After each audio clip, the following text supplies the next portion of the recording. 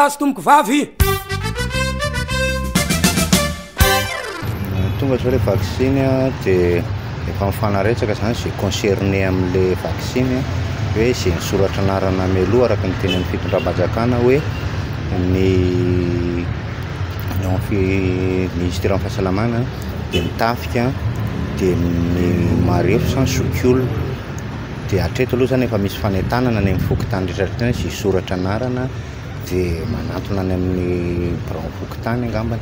Raha ohatra na manokana aloha dia ohatrany tsy mazoto anao an'le izy fa io moa safidy ohatrany eny ohatrany hoe ny samana ny sainy fa tsy marisika fotsiny izao zany ohatrany hoe matahotra.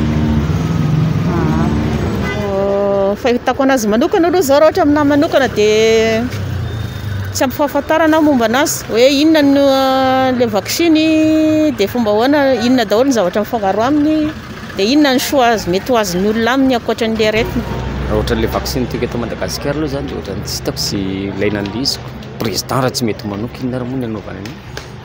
Dia anao manokana zany tsy anao raha izay valiteninao izay tsy manao an'io hatreto aloha zany zao hoe io zany tsy antery fa atsitrapo dia io zany asakasa arakaraka le olona fa raha za manokana aloha zany mbola tsy tena tapa-kevitra aloha zany zao fa mbola miandry.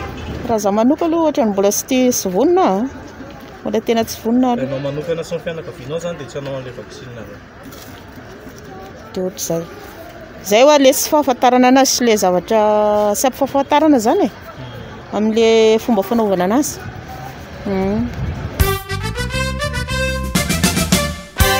Saotra tomboko lahy, saotra tomboko vavy.